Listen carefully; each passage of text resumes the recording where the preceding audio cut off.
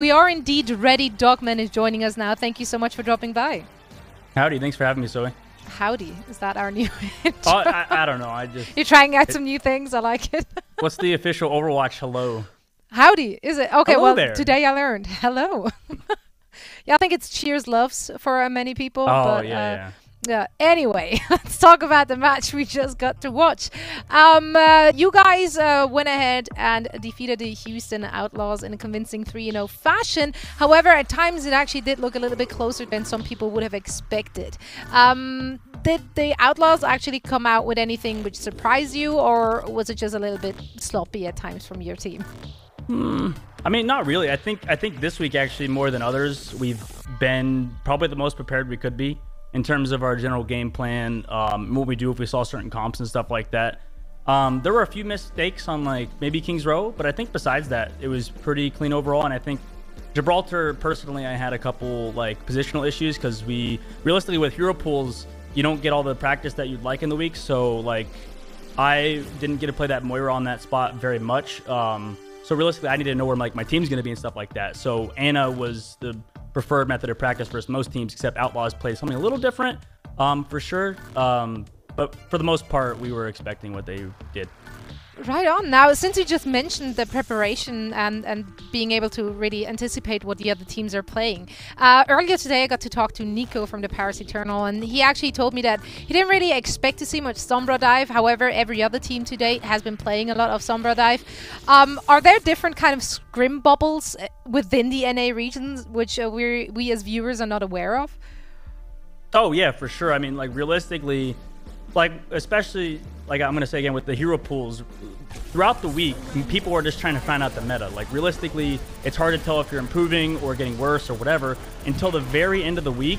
You then figure out, like, oh, this is the comp we're running. Like, pretty much yesterday, us and pretty much all the other, like, top teams probably just figured out the meta or comp before that week. And I know realistically, like, oh, metas don't exist anymore. They do. Like, Overwatch pros will always try to find the meta no matter what. That's what we do. It just takes more work. And I think by the end of the week, we figured it out.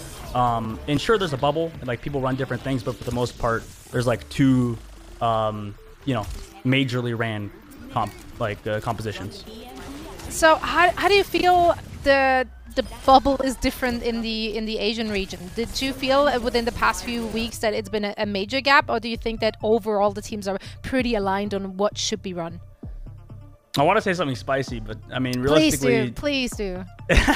No, I can't. No, I mean, you can't tease it and not do it.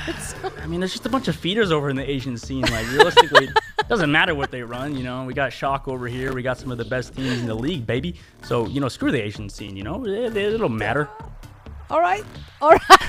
This might come back to haunt you if you guys get stomped by any of the Asian teams. But, you know, that's fine. So wait. You know, New York actually ran from us before our match. You know that, right? Like, before we had a scheduled match for that weekend, but they were like, oh, I'm just going to fly out to Korea. And they just left, so they didn't get to play against us. You know, there's no fair testament.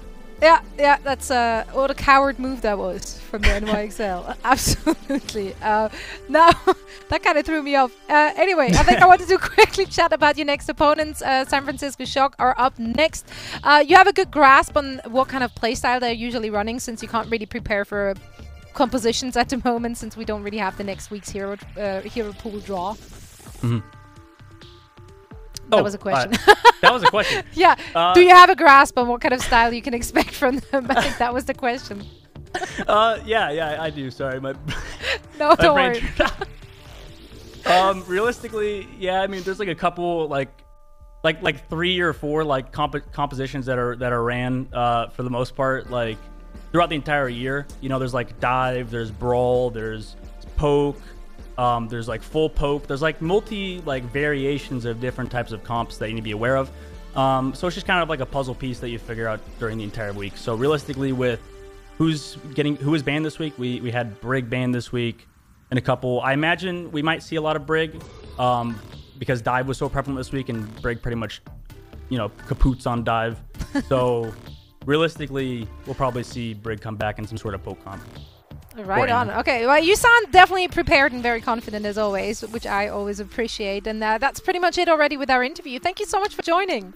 Thanks for having me, Zoe. Of course.